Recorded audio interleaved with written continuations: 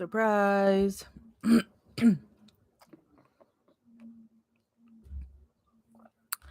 Jax West from Stephen Avery Project and Justice with Jax and MAM Gossip from Facebook. I just tried to go live on Stephen Avery Project on Facebook, and Facebook isn't letting me. So here I am on YouTube. This wasn't a planned live. Um, I'm also currently sick. Um, Waiting for my COVID results to see if I have COVID.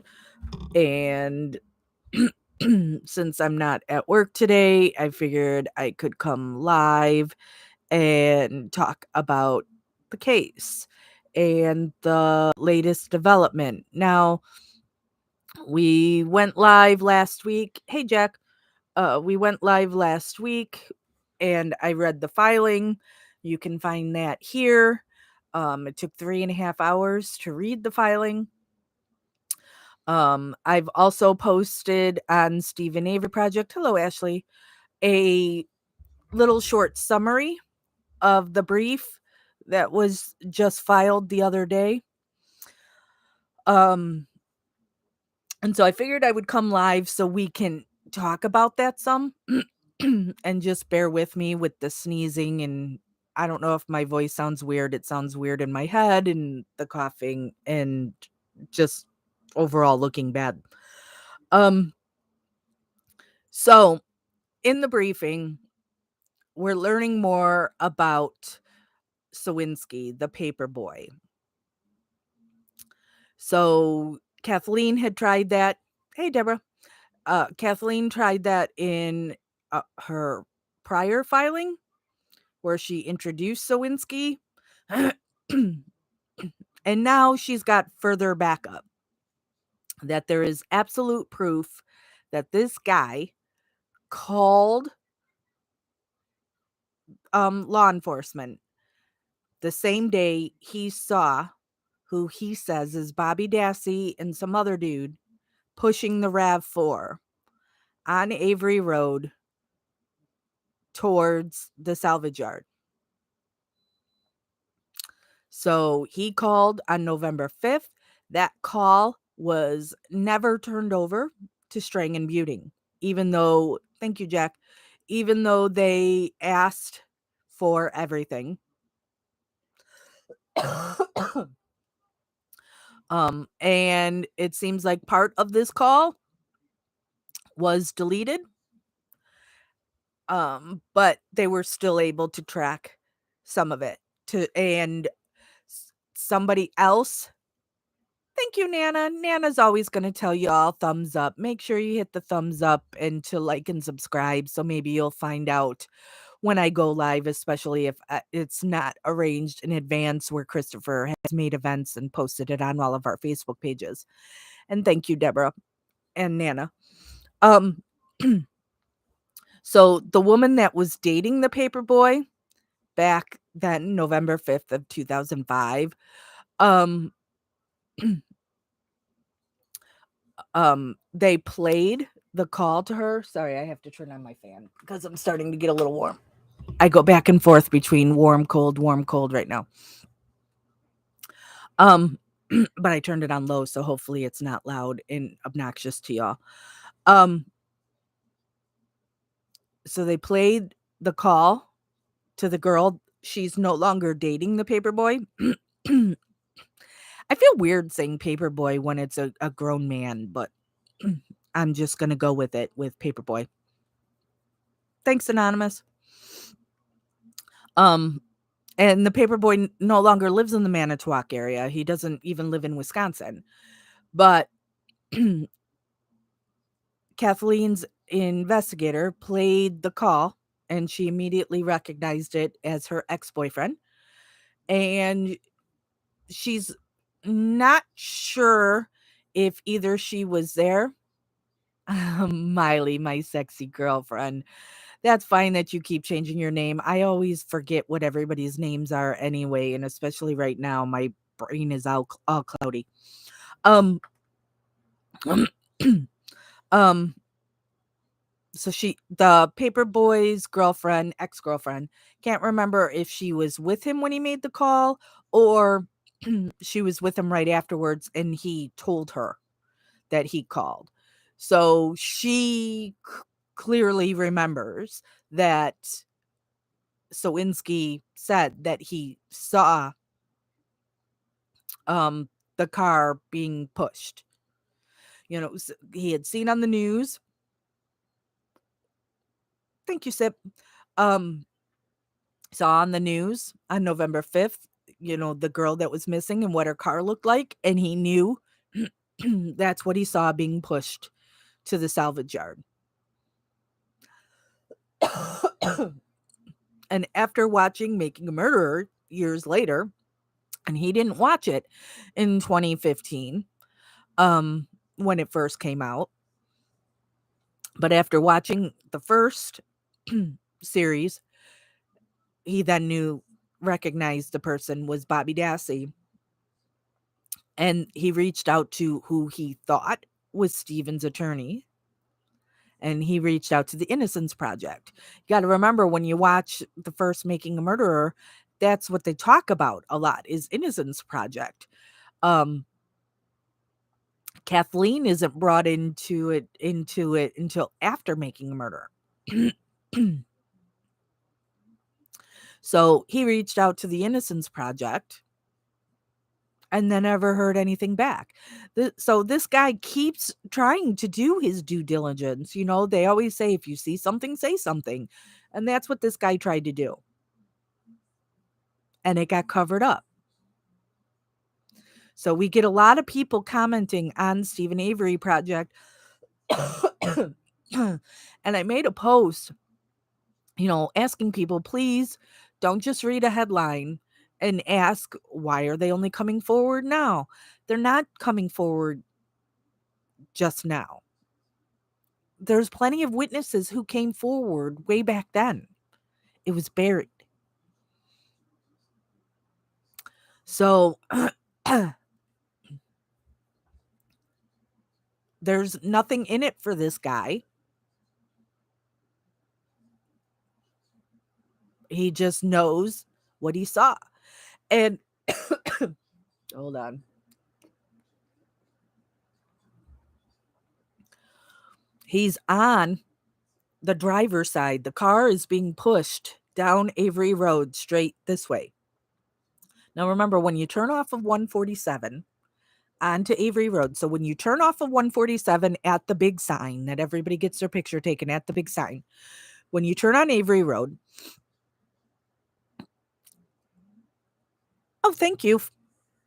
You like my hair? Yeah, it's all shaved. I did that about a month ago, I think, because I'm just too hot. Not saying it in a stuck up way, meaning temperature wise, I've been too hot and I'm like, shave it off. Um, so when you're off from 147, you're on Avery Road. Thank you, Deborah. So you could go straight. It jogs over just a little bit, but if you go straight, that goes straight down into the pit. Or it then curves to the right. When you curve to the right, then you'll see, hey, Maz, on the left-hand side after the curve is where the mailboxes are, which the mailboxes is where the bus driver drops off the kids. Okay. So then when you turn right, that's the residence road. So you can take that road all the way down to where then you would see where Barb's trailer was and now where Chuck Avery lives, and then the trailer that Stephen lived at. Okay, so that's if you follow that road that turns all the way down. Or you could turn, so you make that right and then you turn left, and then over on the left side is the Avery salvage office, and then on the right side is Dolores's trailer and her garage. Then there's another big building. Now you can also, where the office is, you could go straight and then turn in between that building, the office, and another one, and get back onto that Avery Road that goes straight. on that road that goes straight, there's also another trailer, and, that's where Chuck was living at the time, um, and now is where Chuck's son Christopher lives, or I don't know if he still lives there. Thank you, Leanne. Jack, do you say my personal experience, so are you from the area and you know Bobby Dassey? Um, so when the paper boy turns off of 147 is going straight, so and then you're on the right side of the road. America, we drive on the right side of the road. You've got somebody who's pushing a car, and it says it was pretty soon after it made the turn that all of a sudden they were there with no lights on. And the paper boy is delivering early in the morning when it's still dark out. So all of a sudden there's the car. Both doors open, and you've got somebody on the driver's side pushing by that open door, and then somebody from the passenger side pushing on that open door. It makes sense that if you then turn in here and then have to go around it, you're going to have a better view of the person on the driver's side than you would on the passenger side. So the guy goes around the RAV and turns the corner, drops the paper. Now, I don't know for sure if he then does the where he could just go through by the offices to turn around and come back, or does he just do a 3-point turn in there to just turn right back around? And then as he's coming back this way, the RAV4 is being pushed this way. When he comes back this way, now his lights are shining on whoever is in pushing on the driver's side. And that person, according to him, steps into the road to try and block him. You're going to see that person. Your lights are on them. Paperboy says he went partially into a ditch, which then Steven's niece Carla, in trying to defend Bobby Dassey and the real killer, who is the real killer, says there's no ditch there. He's not saying it's a total, like it's a berm or whatever, but it does sink down a little bit. And so this guy went on the side and went around it and zoomed away. That he said the guy looked like he was upset and he was out of there. He reported it right away. So this isn't somebody who saw making a murderer and wanted to get involved in the case somehow, some way. This is somebody who reported it back then. And it got buried. And it's no shock, because how much stuff has Manitowoc buried on this case? Right, Deborah. That's a problem I always have. What worries me is what crimes he committed since then. No matter who did this, you have to want justice. You have to want who really did this, because who knows what else they could be doing. You're not helping anybody. And family or not, you're not helping by covering up for them. A local story that's going on right now. All right. So here's my politics hat. I work in politics. Um, so this girl that I do not get along with at all, who's an elected politician. She and I have gone many rounds. She has all of a sudden quit. She was currently running for re-election. The election is November 8th, running for re-election. She quit. Turns out the reason she's quit is they have sold their house. They are moving out of the state because her teenage son has raped and or molested. I don't know. He's 14. and he has a twin sister, has raped or molested some of his sister's friends. And so one of the parents of these girls has filed charges against the boy. And so they're fleeing with him.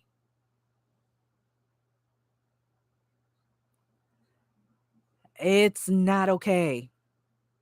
It's not okay. You're not helping your son by fleeing with him. What else is he going to do? And this poor girl that has to live with this brother who has sexually assaulted her friends.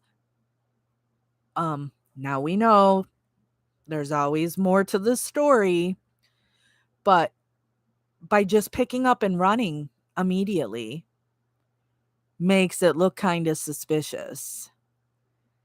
And you're just not helping.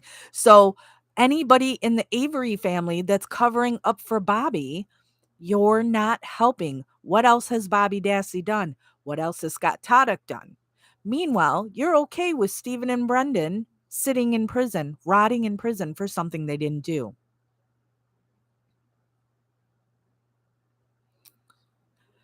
So, Jack, okay, he wanted you to move in with him. So, how did you connect with Bobby? Um, so if I have a son, my son is 28. If my son was committing crimes, I'm not going to cover for him. It's called tough love.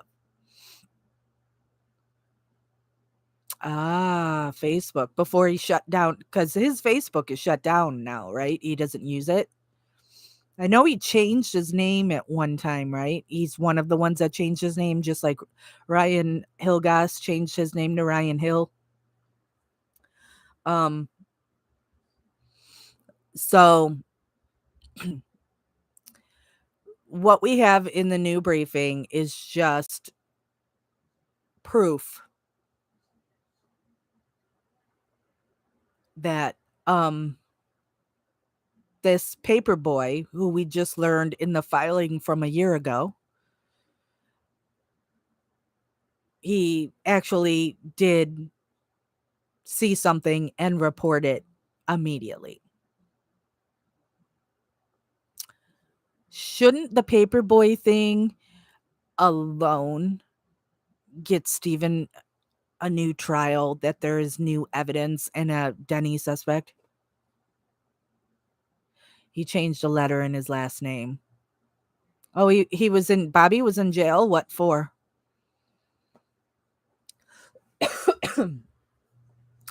um so this whole thing with this Denny,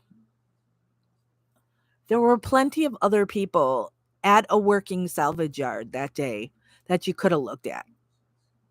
Chuck and Earl are horrible people. Oh, drug dealing. I'm not surprised by that, Jack, because that's something that Stephen had an issue with Brendan. Sorry. And I hope Gilter doesn't try and piece this together because Brendan, completely innocent. Bobby was selling pot, and so was Scott Toddick, out of the salvage yard. And Steven, who's trying to stay completely on the up and up and doesn't want to be connected to anything like that, would get pissed. So Bobby was selling pot, and Bobby was also stealing car parts and selling those. Yeah, more than pot. I'm sure at this point that it would, as especially, I don't know what the laws are in Wisconsin, but with pot becoming legal everywhere, um I'm gonna guess the money isn't in it like it once was for pot, and that you would have to move on to something else. Greg says on Ryan's drawing, he writes area where it looks a few fresh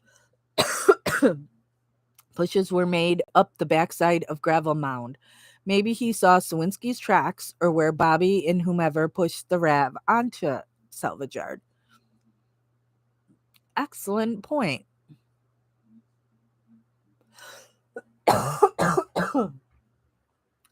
um Speaking of Ryan Hill, guys, I don't understand, and I've gone over this in live videos before. I don't understand why Ryan Hilgast, Scott Blodorn, and Michael Hallbach were in and out of the salvage yard a whole bunch of times. Um, because they're on the login sheet. And then so were a whole bunch of the Hallbach family. I don't know. That's just weird to me. Jack says, when I asked if he was Bobby Dassey, why he'd not told me, he said it's just a TV show. Of course he would think that or say that. It's just a TV show. Um, people will say, oh, you've been convinced by a one-sided TV show or documentary or whatever they want to call it. I'm sure most of you who watch this are people who have done your own investigation into this case. I watched Making a Murderer, and then I was, okay, where is this case now? What's going on? What wasn't on the documentary? And the more you dig, the more you find that proves Stephen and Brendan are innocent. So, and, of course, a documentary that was already 10 episodes can't show every single thing that was in the case. And so, if they were able to show everything, there's just more proof to innocence.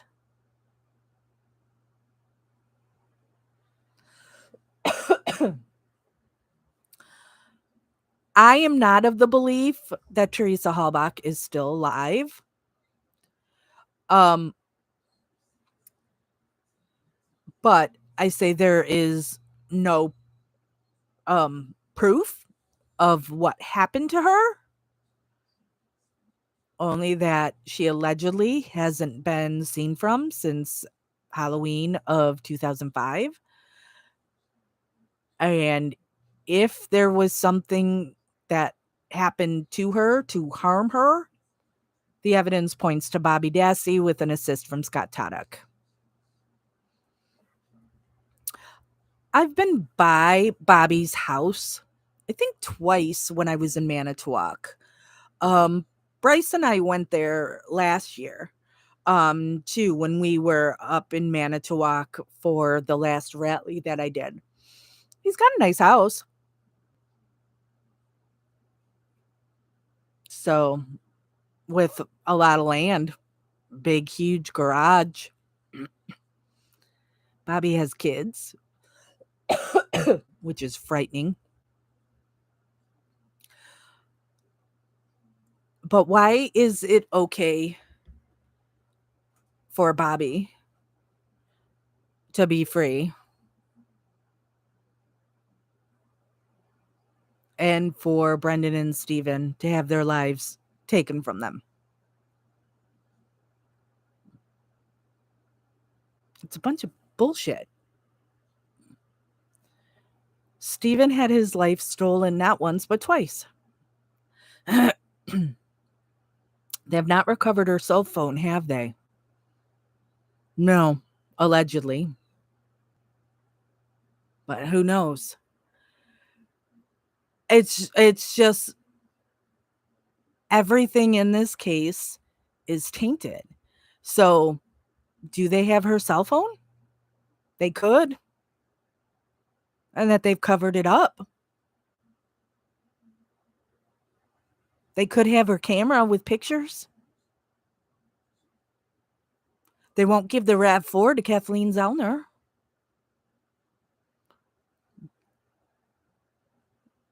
Oh, Maz says her social security number is still active, allegedly. Plus, she's never been 100% confirmed dead. Thank you, Jodella, for the hot toddy drink. Yeah, I went for my COVID test today. I've done 3 home tests that say negative, but I was told you can't always rely on those. So I went to official place this morning and they told me 24 to 48 hours. So we'll see. I feel better when I'm sitting up. but it's like, oh, then I'm also miserable. I couldn't sleep well, so I've been up since 4. So it's like you just want to sleep, but when you lay down, blah blah blah. Um, Greg says Scott Blodoran called Teresa twice on 11/3 for a reason I can't imagine, right? And Ryan Hilgas got into her voicemail and her email and deleted crap. Now, I have always believed that Scott Blodoran, Ryan Hilgas, and Michael Halbach thought they were helping to frame, that they were helping law enforcement frame a guilty man, that they were told that due to the wrongful conviction in the Penny Bernstein case and the depositions that had just started, that they were never going to be able to get Stephen for this, and that they had to make sure that they had concrete evidence. So I believe that Ryan, Scott, and Michael, they have no reason not to believe law enforcement. Many of us thought that way. You know, I've never been in trouble with the law. I've never been arrested. Um um so I would just believe um the police. Um Watching Making a Murderer really got me where it's like this could happen to anybody. That you got to be careful. And that no matter what police are trying to talk to you for, you got to lawyer up. Don't let them intimidate you that you look guilty for asking for a lawyer. And then what was I just watching? Was it something on the ID channel?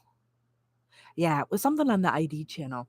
And a girl had gone missing and they were questioning a current boyfriend and a past boyfriend, and then doing the we want you to take a lie detector test. Oh, you're not going to do it? Well, this looks blah, blah. Don't take a lie detector test. First of all, they're not admissible. Second of all, they're not reliable. And they can lie to you and say you failed it. So, lie detector test, don't take it. Don't let them scare you. I know that's easier said than done. Even with all the work that I've done with this case, if cops came to me looking at me for a murder or whatever, I might jump to, oh yeah, okay, you want me to take lead? I'm gonna do whatever you say so I can show that I'm not guilty. You just can't. And Stephen, with everything that he knew and everything he's been through, he talked to them without a lawyer, agreed to a lie detector test. He went above and beyond. Should have learned his lesson, but he didn't. And Brendan was just completely manipulated. That's one of the worst things in Making a Murderer is watching what Fassbender and Wiegert do to Brendan. Be honest. Be honest. I'm not a police officer right now. I'm a father. Patting the hand on the knee. Just want to help you. Be honest. Hey, Dark Side. Um, I don't understand our system. We go over this every time. I I'm not a lawyer, not basically a lawyer. I don't get anything. I hate that things got to go back to the same crooked judge that keeps them in there time and time again. I hate this crap that you have to show something new each time, and you have to show precedence that there was some other trial that had the same kind of thing in it. It's like every case is different. I don't know. I don't like it. Um it's weird. Um and it's not fair. It's not fair. It is certainly not fair to Stephen and Brendan and everybody who is wrongfully convicted.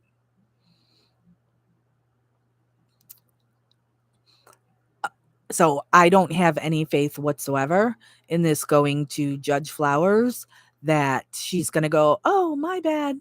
I was wrong last time. New trial or an evidentiary hearing." I also don't remember. I'm really bad with numbers, period. It's a real thing. um I don't know how long the state has to respond. I think it's 30 days. And then I think Kathleen has another chance to go back at that. Then we have to wait for the state to respond. Um I don't know if the state has no time limit on their or the court has no time limit on their response, or if there's a time limit. I never remember. It's just more of waiting.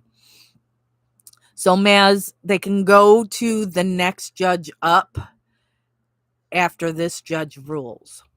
They have to wait for this judge to say no before they can go, so you've got um what is it?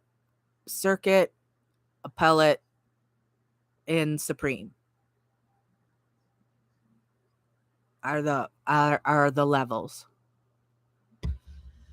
So we have to wait this one out, and getting a no from Judge Flowers, we get this every time too with people going, "Oh, Kathleen Zellner, she thinks she's so good, and look, she just got denied. She expects to be denied." She's going to be denied. That's nothing against the work that Kathleen's done. That's no reflection on what Kathleen Zellner has done and everything on the Manitowoc court. That's who you have to look at. Kathleen has been doing her due diligence, and we say we remind people of this all the time. And she says it typically takes 15 years to overturn a wrongful conviction. And she's only been on this case since 2016. So it shouldn't take 15 years, but sadly it does. Um, yeah, Jack, I agree with you. Marta says it is so disgraceful how Stephen's family have treated him.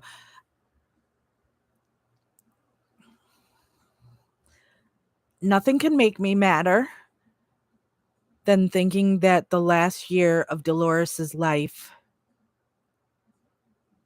Stephen couldn't talk to her because the family not only hid her from Stephen, they also tried to take him to court over it to keep him away from Dolores. I don't care if Dolores had Alzheimer's, dementia, whatever, and that she didn't remember who Stephen was, and maybe Stephen's call would agitate her, because I know that's something they've tried to say, that Dolores wasn't understanding what was going on around her. Phone could have been put on speakerphone, and Stephen could have said whatever it is he wanted to say, and he could have heard her voice. Even if she is upset, he could hear her voice. And to cut Stephen off from his mom in the last year of her life, it's the lowest of the low. Jack, the best way to contact me is you can send me an email. So there's 2 different emails. You pick whichever one's easiest for you to remember. We are official Stephen Avery project at gmail.com or justice with Jax, like you see behind me, justice with Jax at gmail.com. You can send me an email to either one there. But let me just tell you, Jack, that if you have any kind of evidence, I say this all the time too. Not like I don't like to get inside scoop on things, but I'm not the one to bring evidence to. That is Kathleen Zellner. You can go to her website, KathleenTZellner.com. She's got a page for Stephen Avery on there in her highly publicized cases, where she has both an email address and a phone number that is only for the Stephen Avery case, where you can send email or you're just leaving a voicemail. Um, Lots of people call Kathleen Zellner and leave messages. I have heard that there's times that the voicemail is full, so just send the email then. And how about this? If you try, if not just you, Jack, anybody who has evidence, because there has to be more people who saw something or know something. If you reach out to Kathleen Zellner and you don't hear back from her in a week, then circle back around to me. I've had this happen, I think, 2 or 3 times that witnesses have contacted Stephen Avery Project and didn't know how to connect with Kathleen, so I helped facilitate that. Um, Now, what the follow-up's been with those people, I don't know. I don't know if any of that stuff has been a help in the case or not. But I always say nobody should just assume that Kathleen has this information or that the information's not good. Just like bringing it back to the paper boy who assumed after calling law enforcement on November 5th, 2005, they must not need what I saw, that they have enough without me. And he went on with his life. And then, after watching Making a Murderer in whatever year it was, and he reached out to the Innocence Project and didn't hear back. Oh, okay, yeah, nobody cares about the information I have. So, luckily, may have taken years, but he did follow up. So, don't just assume. Same thing happened with the bones that got returned. I always hate even saying returned. Um, so the bones that were at the quarry that Kratz, these aren't the droids you're looking for. These aren't the bones. I'm not even going to spend 5 minutes to talk about these bones. We don't even know if these bones are human. And she never, yep, Maz, um, she never left the salvage yard. So these bones over here, that's not Teresa Halbach. And then years later, what is it, 2011? They give those bones to the Halbach family. Um, what? You're not allowed to give away evidence. First of all, as long as somebody is in prison, you can't give away the evidence. Science is ever changing. You can't give away evidence. And now you've destroyed it. But you said that wasn't Teresa Halbach to begin with. So how can that go to the Halbach family? People on the other side, when I bring that up, they're like, oh, well, the family wants closure. What do you mean closure? The whole case was tried on. Those bones aren't Teresa Halbach. She never left the salvage yard. Broken Justice says, opinion, I don't think that either one of these poor guys will ever be released. It's a sad reality that law enforcement is above the law. If I was Teresa's family, I think I would have the bones tested myself to make sure. I have to, I'm, I'm typically a negative person in gloom and doom and Eeyore. Oh, bother. Um, but I have to keep in my mind that one day Stephen and Brendan will go free. It's just a matter of how long is it going to take. I don't know how long it's going to take. That's the thing. But if I didn't think there was any way for them to get out, I don't think I could still be so involved, um, because what a tragedy and a travesty. Jodella says, has Kathleen been able to see if Teresa's Social Security has been used? Seems she's not been confirmed deceased, maybe why her family had no tears in court or visit the gravesite much. Um, Well, let me just say on the tears thing, that's people deal with grief differently, especially in public. And there's plenty of people who have been raised to not show weakness and not to cry. So I can't judge the Hallbach family on not crying. Um, because they were trying to be strong. But what I do blame them for is there's enough evidence here to doubt what was sold in court. And I would want to know what really happened to my loved one. I know it's been said at times the Hallbach family says they haven't watched Making a Murderer. That's crap. They have.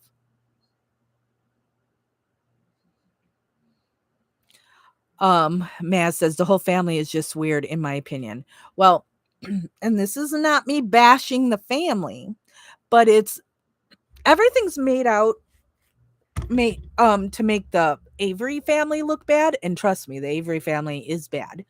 Um, but when you have Karen Hallbach's husband dies and then she marries her brother-in-law,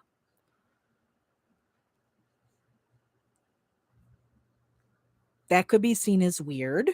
Um, Teresa Hallbach was taking boudoir pictures of couples having sex and joining in with them on occasion, and then got involved in a threesome with a husband and wife, and the marriage actually broke up, and then she started dating the guy for a while.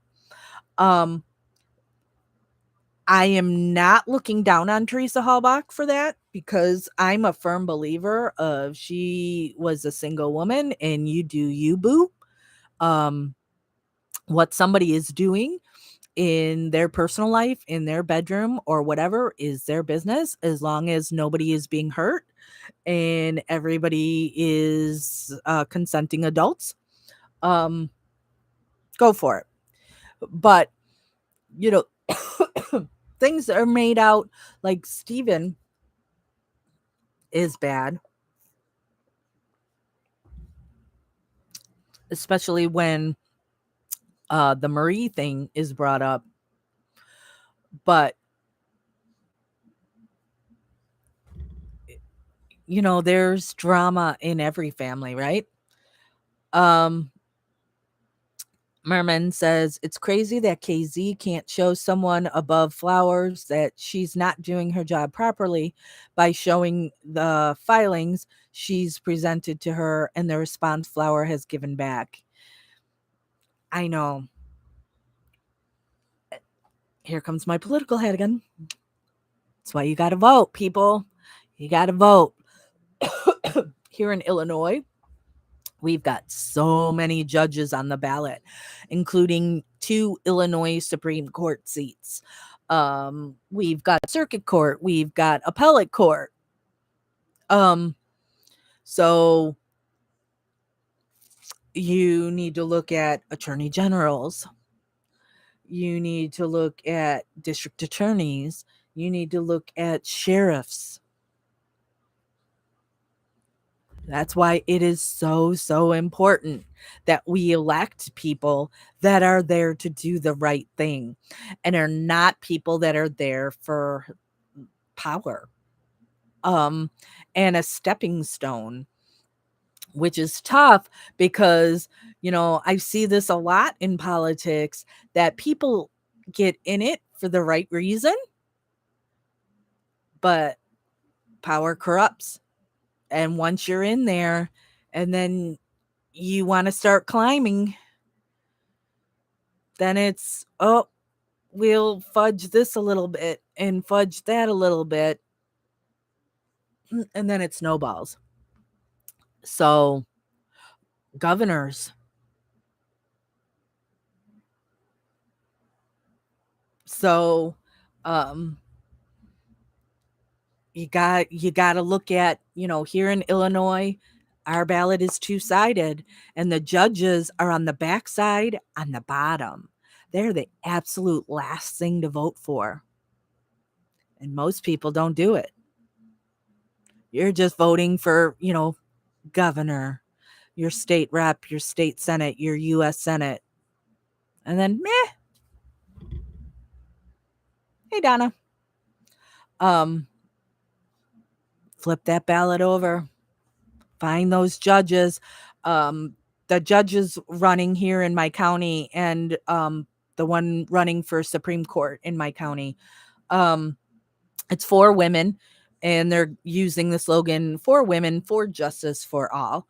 And so the thing that they keep telling people is, vote judges first and then back up. Start with the judges. It's so important, people. Um, I know people get annoyed with this, but I'm doing it anyway. I always have to do it. Melissa Kaljuzinski. Okay. Melissa Kaljuzinski is another case of Kathleen Zellner's. The sheriff involved in her case and the judge in her case were both running for Illinois Supreme Court this year. Now, they're running on the Republican side, and it was a really ugly primary, and everything really thought that the judge was the one that was going to come out ahead. And one of the things that really bothered me early on, and I posted this on the Justice with Jack's Facebook page, this article that the former sheriff Mark Curran had written this article in some Republican website to trash Judge Shaines, who was his now opponent. And in there, he was talking about how they put away an innocent woman and they all knew Melissa Kaljuzinski was innocent. And Melissa's been in prison now for 13 years. And it just infuriated me that you're now using Melissa's case for your politics, your political aspirations, yet nobody's doing anything to get Melissa out. Melissa still sits there.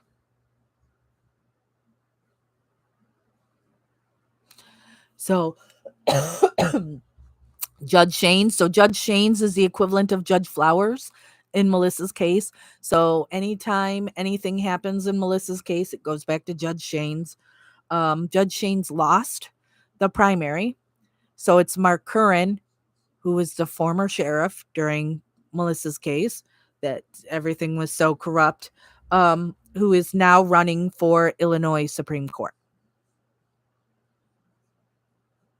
It's important to vote, people. You don't want Mark Curran as your Supreme Court on the Illinois Supreme Court. That, it's just being used as a step to go up higher to the US Supreme Court. No, absolutely not.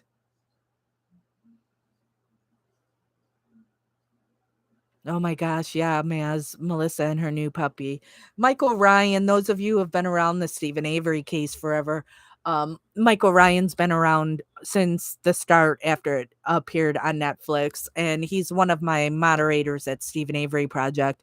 He's not really that involved with the case anymore. I mean, none of us are, back from when it first came out. But he has said when Melissa goes free that he will get her a puppy. So that'll be a good day for Melissa. Michael says all the system cares about is putting people in.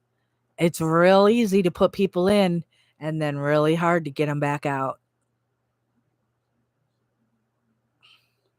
And oh my gosh, I don't know if anybody's ever watched this show. It's on A&E and it's called 60 Days In. And the new season just started last week. It hasn't been on for a while because of, COVID. But even, this new season is very COVID intensive. And And I know from Melissa, while Steven is the more known case and, people come here wanting to know about Steven's case, Melissa is the one that Melissa is family to me. I love that girl. And so she's actually my out of the cases I've looked into, her case is my priority. And Melissa has told me jail way worse than prison. She does not want to go back to jail. And when you get a new trial, they have to move you back to a jail, and you get held there so you can go to court, back and forth to court. And so she really doesn't want to go to jail, but she knows it's the necessary evil. Jail is scary. And so many people don't realize jail and prison are two different things. I mean, you can be in jail for a couple of years before, because it can take years before they bring you to trial. Um so if you don't get bail or can afford bail or bond, whatever you want to call it, you have to sit there in jail, and it is horrible and it is scary. And 60 days under, oh my God, or 60 days under, 60 days in, that's scared straight. Holy cow. Mm-mm. And then, like I said, Melissa is like, mm, jail is bad. Um, and this season of 60 Days In, because of COVID, um, they have to be quarantined when they first go in. So they're in their cell for 23 hours and only let out for 1 hour. And so these people are all losing their minds, which then when I was watching it, made me feel for Melissa all over again because of all the times that she's been quarantined. Now she's in prison, so it's better than jail, but still being locked in one room and not being able to leave is still the same whether or not you're in prison or jail. You're in this tiny room and you don't get out. It's on A&E, Maz. And then Maz is talking about Melissa's dog Oreo. Yeah, so when you listen to Melissa's interrogation when she was forced to confess, um, she even says there she just wants to go home to her parents and her puppy. And when Oreo died, her dad asked me to go with him to the prison, and he arranged at the prison. Diane or Diane Pappas. There's a state senator calling me, but I'll let that go to voicemail. I'm supposed to work for her. I'm supposed to work for her Tuesday, Wednesday, Thursday, the next 3 weeks. But we don't know if I have COVID. So I don't know if I can. So I'm sure that's what she was calling me for. Okay. Um okay, so Melissa's dad arranged with the prison so we could be off to a side in the visitors room to tell Melissa about her dog, and I think her grandma also died like that week. That week or the next week. Her grandma and her dog died really close together. So sad. And Melissa is such an animal lover. Broken, you can go to KathleenTZellner.com. And when you look on her highly publicized cases, she has Melissa Kaluzinski's case on there. That so you can click on there and read filings. There are also the last time Melissa was in court, which is like 3 years ago now. Um, Illinois allowed there to be a camera in the courtroom and filmed it. And so Kathleen has that posted, I believe, still on her website. And then the other thing you can find on YouTube, there are 2 48 hours episodes. One is titled The Fight for Melissa, and the other one is Blaming Melissa. And those are done by Erin Moriarty, who still follows the case to this day. And actually, she came to court the last time we were in court for Melissa. Erin Moriarty came and filmed and talked with Kathleen. Kathleen and Erin Moriarty seem to be, um, I don't know if you would say good friends, but I know Kathleen hashtags or ats Erin Moriarty on a lot of her Twitter stuff. So, 48 Hours, Erin Moriarty has covered Melissa Kalusinski's case. Kalusinski is spelled Calusinski. So she's covered it twice. And sometimes when you look it up, it won't be the full episode. Um, I think it's getting harder and harder to find those 48 hours episodes. Um, so thank you, Nan. Nan says the links for the case, info, documentation, and 48 hours episodes are on KZ's website for Melissa's case. So go to KathleenTZellner.com. And for highly publicized cases, I think it says, like Stephen Avery, then it might say Mario, and then is Melissa, I think, in her listings. So, and with Melissa's case, we're still just waiting. And just like in Stephen's case, the minute there's some filing, I'm hoping if Kathleen files for Melissa, that she'll send me the filing, because she did send me Stephen's filing last week. So hopefully, but she sent it to me and then right away, it was up on her website too. So it's not like I was getting early information. It was put out there for everybody. I'm not special, I know. But hopefully I'll get the filing for Melissa. And Melissa is somebody, I visit her typically once a month. I haven't been there in a little bit. I haven't been there in a month. I had a visit scheduled last month and I drove all the way down there, even though I always call first because it's a 2-hour, 15-minute drive. I always call first and make sure our visit's still going on. They said yes. Drove all the way down there to find out, nope, she's in quarantine because somebody has tested tested positive for COVID. And then with my work schedule, that I was starting a job for, I currently work for my state senator, or she's not my state senator yet.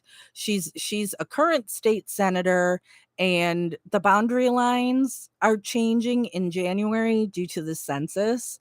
So if she is reelected in November due to the boundary lines, she'll become my state senator.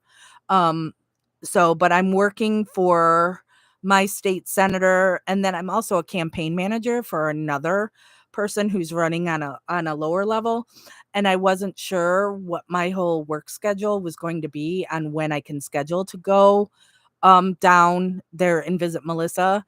And so I just started working with my state senator on the 10th of this month, and now possible COVID. So and so I haven't been able to go to the prison yet to show Melissa that, because Melissa drew this and sent it to me. I think, oh my God, it's still downstairs in my stack of papers downstairs. So Melissa drew this and sent it to me for my birthday. And I had told her, if you, because, she's a great artist. And I had said, if you draw me a monarch, she loves monarchs, I'll get it tattooed on me. And so I finally was able to get in. My tattoo artist is always booked. And so she hasn't been able to see it yet. Turned out really well. And then there's going to be another one that's going to go here. I think that paper is still up here that Melissa drew. Oh, wait. No, this isn't, because she drew me 2 monarchs. And so I'd given my artist both of them. So there was this one and that one. And he chose that one to do. But then she also drew me this one. This one's a harder to see because it's mostly white. And it's called a Melissa Blues butterfly. And so that one is going to get tattooed on top of this one in that space. And I made my appointment when I got this one done, and he didn't have anything open until it's the beginning of December when I go. Um, I have a tattoo on my leg for Brendan back when I used to um, work heavily on Brendan's case. I should get a Steven tattoo next to it. Um, Jodella says, Jax, tell all they can donate on Kathleen's page for Steven and Melissa and don't send to Steven's family for love of God. If you want to throw money at this case, the thing that I always tell people is you can give the money directly to Kathleen Zellner and you can let them know that I want this earmarked to go to Stephen Avery. You can do it for Melissa Kaluzinski and just let Kathleen give that out. Don't need any other go-betweens. There are ways as well for both of them that you can put money directly in their commissary account. If you need help with that, you could message me or email me for that. But just the easiest way is give it to Kathleen Zellner and send an email that so you go to KathleenTZellner.com. She's got a thing on there of how you can donate to Stephen. I believe she's got the link on there for his commissary too, if I remember correctly. So just go to Kathleen T. Zellner and donate where it goes directly to his commissary or it goes to Kathleen. Stephen doesn't have to pay Kathleen anything, but it doesn't mean it doesn't cost things. And yes, Kathleen is a very successful attorney that has made money in her career, but it shouldn't be her responsibility to pay for all these testing and everything. So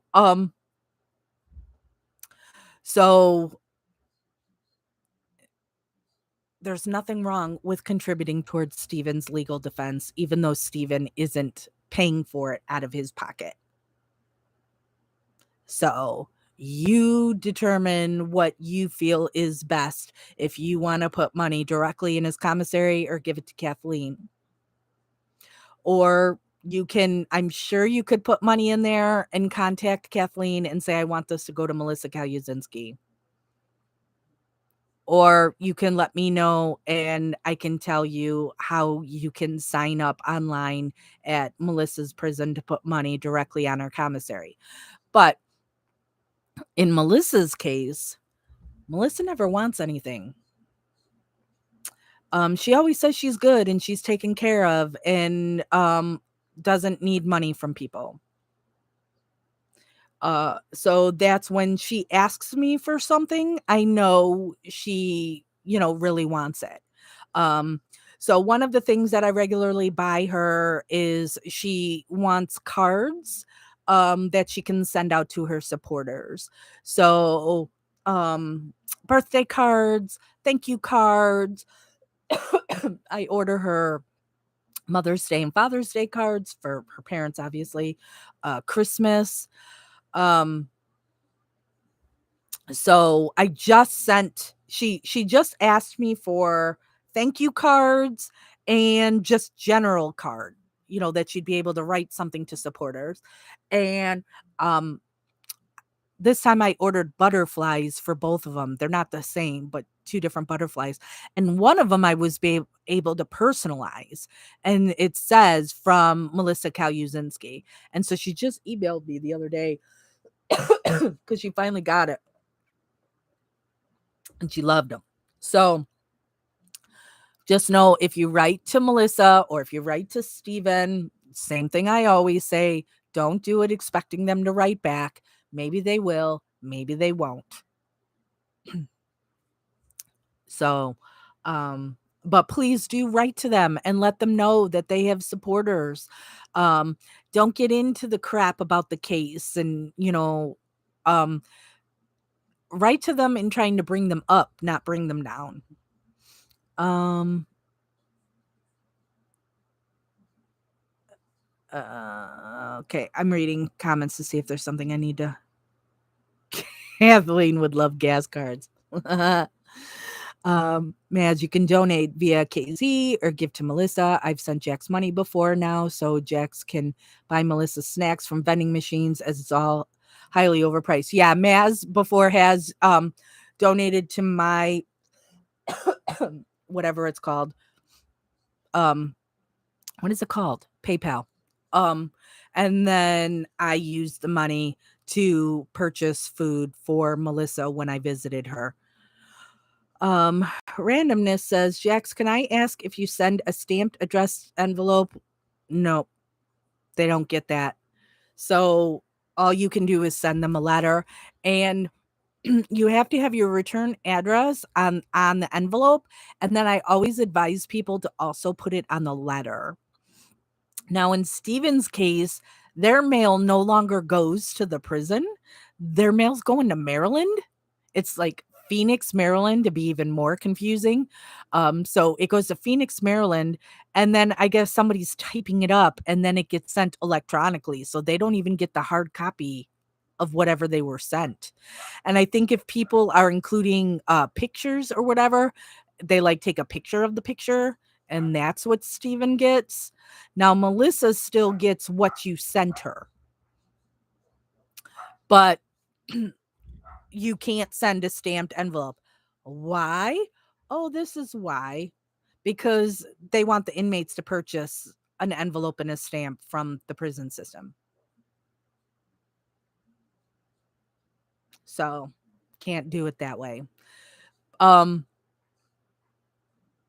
Maz says on every page of letter 2, so if you send 5 pages, add it on top of each page. um, you can include pictures. I'm still supposed to Melissa has asked me to send her some pictures of her family and stuff, and I've put it together in a Word doc, but then there's one specific picture that she wants. Um, it's a selfie that she took of her and her mom. So this is pre going to prison, because she can't take any selfies. And I've been waiting for her dad to send it to me. So I can, and what I would do is then my husband owns a print shop and I'm having him make the pictures, and then I would mail them all to Melissa. Um, and I still haven't gotten that. So that reminds me, I should reach out to her dad again and nag him that I need that picture, because she thought it was posted on Facebook, and I looked on all the different Facebook pages and I didn't find it. I found other pictures of her family and stuff that I've compiled together. And she told me she thinks she can get 25 pictures, but I have to mail it to her. So like when I go to the prison, I couldn't just bring the pictures with me. When I go on a visit to the prison, I can bring her books or magazines, but there's a limit of how many you can bring in. And then also inside the book, I have to write her name and her inmate number on the book. And then I also have to fill out a form. And then she doesn't even get it right away. It could still take a week or so before she even gets the books or magazines. But I can't bring pictures in that way. I can only mail them. I don't know. Um, could be acid on back of stamp. Oh, yeah. Good point, Jodella. Jack, they make so much money off of the prisoners that I didn't know until I started doing this. Um, where people are always like, "Oh, they're getting free room and board." If she wants soap, if Melissa wants tampons, because they only provide pads to the women, and not a good pad, a yucky pad. So like if you want tampons, you have to buy that yourself. Socks, underwear, t-shirts, shoes, everything you're buying yourself. But then they're going to charge you for everything too. It's really ridiculous. Hold on now while I blow my nose. I'm going to go off camera while I blow my nose. So gross. I'm back. Um,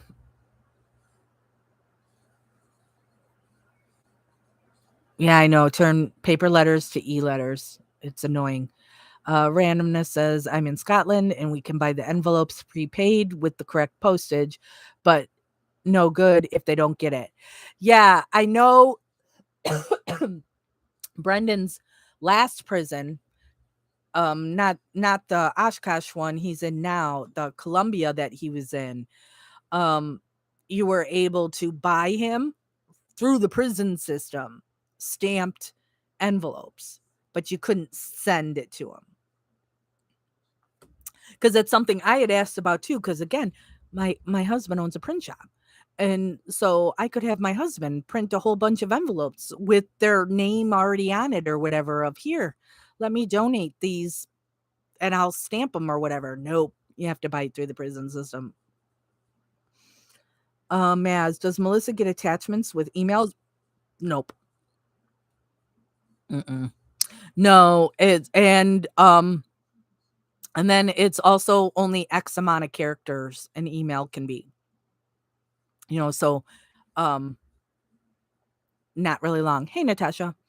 Um so and then there's also video visits. I've never done a video visit though. So I email with Melissa um at least once a week, sometimes more. Um just the other day I got 3 emails from her in a row where she had sent one and then she's like, "Oh, I forgot," and sent something else and then forgot something else and sent something else. Um, and whenever I email with Melissa, I can attach a credit to my email so then she can email me back that I've now covered the cost for because emails don't cost anything, but it does in prison. So it costs me to send her an email and it costs for her to send me one. It's not a lot of money. I think 20 credits is a $3. So it's not a lot of money, but I'm sure it adds up with all the inmates. And so each email you figure is 2 credits, one for me to send it and one for her to return.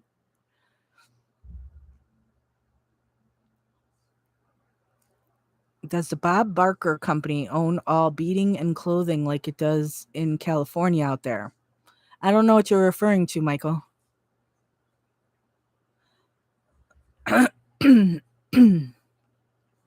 So, all right, I've been on here for over an hour now. So I should call this to a close and stop talking and then also see if I got a message from the person that I'm supposed to maybe go to work for. Leanne, that's a lot of money if you haven't got it. Oh my gosh. And that's something Melissa always asks for. Melissa's bunkie, the one that she's roomed with, I think they've roomed together for like 6 years. And this woman is older than Melissa and she's from Mexico. English not her first language. I think she was only here visiting or something too when she got arrested. And so all of her family is in Mexico. And so nobody visits her. There's nobody to talk to. Nobody has any money, has no money. Melissa helps her as much as she can and feels horrible for her.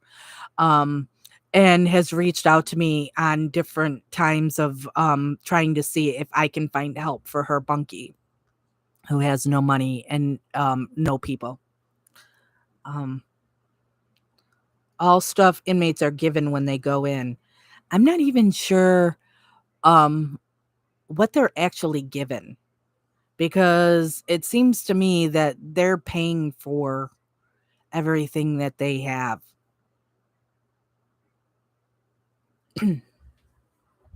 Melissa wears like a pair of khaki pants and a polo shirt, and then there'll be always be a thermal shirt on underneath that.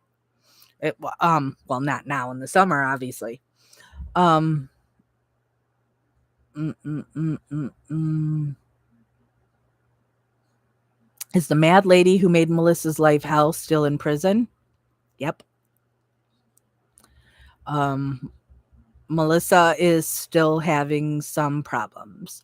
Um, and Melissa's a good girl and she just tries to keep to herself, doesn't want to be involved in any drama, doesn't want to, talk to anybody, um, and just tries to stay completely out of it. Um, and then some people want to try and push her buttons, and it'll be held against Melissa at times because she's famous. Since her case here in Illinois is pretty well known.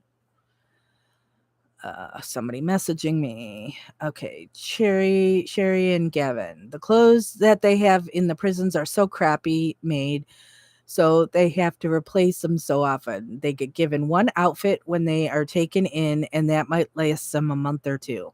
Yuck.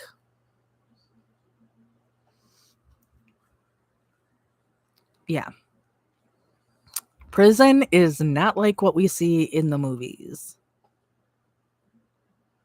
You're not provided with everything.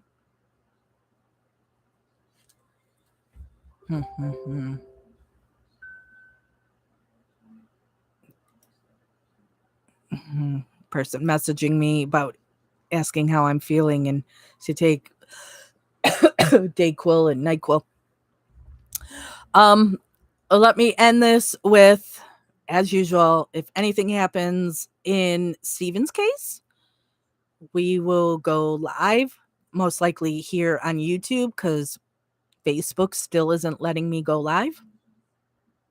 Um, and whatever, I get way more traffic when we do a live on Facebook than over here on YouTube, but Facebook is just always being stupid.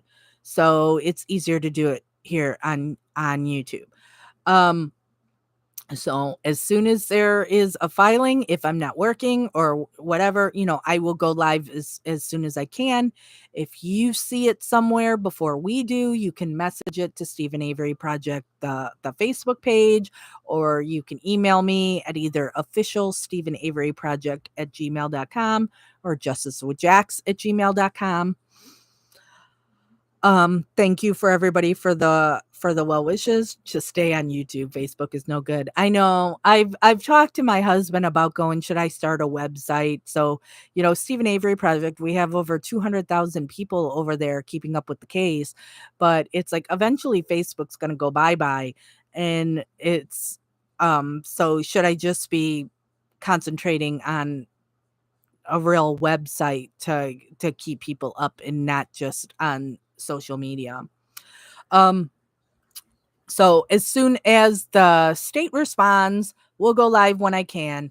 If anything happens in Melissa's case, I'll go live when I can.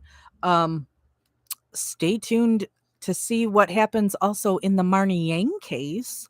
The Marnie Yang case is one that I was involved with a couple of years ago, and that case is not a Kathleen Zellner case, but it is another Illinois case. And some drama happened behind the scenes, and I parted ways with the team. I still stayed in contact with one of the investigators on the Marnie Yang legal team. And last week, Marnie's dad sent me an email wanting to meet me for lunch, or if I couldn't do lunch, if we could do a Zoom meeting. And the publicist of the legal team also reached out to me. And I guess they want my help in the social media, which is what I was doing for Marnie's case the last time. Um, and I was so busy last week, plus I was out of town for 2 days. So I was so busy last week, so there was no time to really meet with Marnie's dad. And then it was Wednesday night when I started feeling bad. And now I'm sick. So I should reach out to Marnie's dad and just say, I can't meet in person because also even if I don't have COVID, I'm sick and I shouldn't expose Marnie's dad to that. Um that I can do a Zoom and see what he wants. Yeah, my watch just started that I'm weightlifting. Not happening. Um so I don't know if I'll be doing anything with the Marnie Yang case again or not. I don't have a whole lot of time. Um, at least not until after the election in November. All right. I'm really gonna go now. Um, oh wait, one last thing. I came up with an idea for the cover of my book. And I sent it to my husband today. Because I've been waiting for my husband to design the cover of my book. Because he did make this one for the one printed copy he did with just flowers and it's just flowers. There's no butterflies on there. Um, but that was just, I mean, the whole thing wasn't even written at that time. I'm not telling anybody, Maz, what the book is called at this time, just because I don't want somebody to steal it until it's out. Because also I was just told, um, where is it? Somebody just recently stole this. Guessing is not confessing. And made some stickers or cards or something with that. Now, I didn't come up with that. I can't remember which one of you did, but it was during one of our live videos that somebody said guessing is not confessing, one of our members. And it's like, "Oh my god, that is brilliant." And then we made these stickers that we've had forever um along with all these other stickers. And somebody just sent me the other day that somebody stole it, guessing is not confessing, and made something out of it.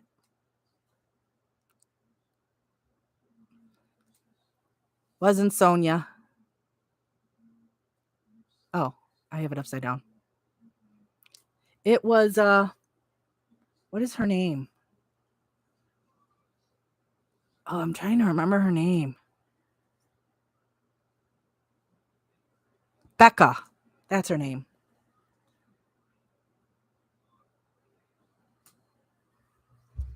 So, just disappointing that somebody would steal something that we've had for a year or two. But whatever. Um and yeah, it's not up for pre-order. I'm not even sure how to do that. Um, but Christopher, my moderator, he says that we should have it should be a pre-order first, so there can be reviews before it's officially released. So that will happen. But I came up with an idea for my cover and sent it to my husband um today, this morning. Um and I was hoping I would have heard from him by now that he had worked on it and did it, but apparently hasn't happened yet. But hopefully that happens soon because that's all I'm waiting for now is the cover, and it'll be on Amazon. And Christopher told me it should be $14.99 or something like that would be the price point. I don't know. I don't know anything about that stuff, but it is about my experience advocating for the case and what I've learned on the case and what has been done to me by the family and such. Those of you like Maz who have been here as long as I have, um, Maz, you will probably know already everything that's in the book because it's all stuff I've talked about over the years. But there you go. I started writing it in 2016. So hoping it will be out in the next month. All right. So now I'm really gonna go and relax and watch some junk on Netflix or something. Maybe I'll watch that new what is it? Is it Jamie Foxx vampire series on Netflix? Is it Daywalker or something like that? So, all right.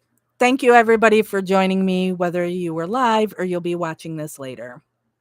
The girl in the mirror is good. Good to know, Mass. All right. I'm off. Investigation continues.